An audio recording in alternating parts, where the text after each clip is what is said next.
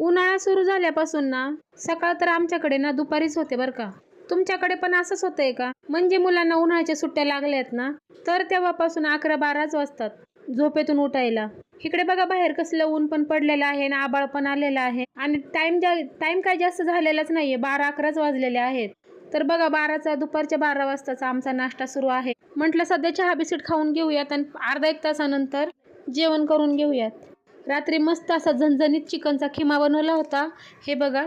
आणि मी एका साईडला ना चपात्याचे पीठ मळून घेतलेलं आहे. आता तुम्ही म्हणता हे चपात्याचे पीठ मळलेलं व्यवस्थित दिसत नाहीये, तर मी काय करते फक्त आटा लावून घेते. 15 मिनिटांनी किंवा अर्धा तासांनी ना त्याला मस्तपैकी अशी मालिश करते आणि एकदम मऊ मऊ एकदम असा लोण्यासारखं त्याला ना मळून घेते. हे तुम्ही पाहू शकता अशा पद्धतीने इतकी छान चपाती होते ना की सांगायलाच नको. त्याच्यामुळं आटा जेव्हा लावतो ना आपण, जेव्हा पीठ मळतो ना त्यावेळेस ना आबडधोबड जरी आपण मळलं ना तरी चालतं. आणि त्याच्यानंतरच्याला त्याने काय होतं म्हणजे पाणी ना व्यवस्थित अब्झर्व करून घेतं ते पीठ. आणि मग थोड्या वेळाने ना अर्धा तासाने किंवा 15 मिनिटांनी आपल्याला लागेल तसं फक्त 10-1 मिनटं जाऊ द्यायचे. त्यानंतर हे पीठ ना मळायला घ्यायचं आणि इतकं छान मळलं जातं ना एकदम जसं काही लोण्याचा गोळाच. आता मी इकडे चपाती लाटायला घेतली.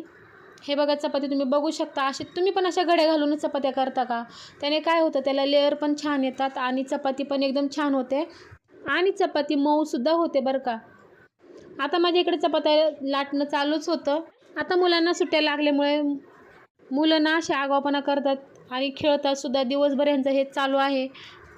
आणि परेशान तर करून एकदम त्यांनी नको नकोसं करून ठेवलेलं आहे. पण आता जाऊ दे, बाहेर रखरखत्या उन्हामध्ये कुठं मुलांना खेळायला तरी सोडणार नाही का.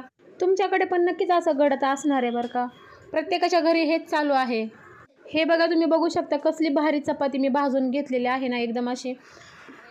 आणि चपाती भाजताना ना अजिबात दाबायची नाही. त्याने काय होतं दाबल्यामुळे चपातीला ना कडकपणा येतो, मऊ लुसलुशीत चपाती राहत नाही. एकदा मुलांना जेवायला दिलं ना की आपला पण जीव मोकळा आणि त्यांचा पण जीव मोकळा. म्हणजे ते निवांत खेळत बसतात. इकडे माझ्या चपात्यावर चपात्या करणं चालूच होतं. चला, माझे व्हिडिओ तुम्हाला आवडत असेल तर शेअर सबस्क्राईब करायला विसरू नका. भेटू पुढच्या व्हिडिओत.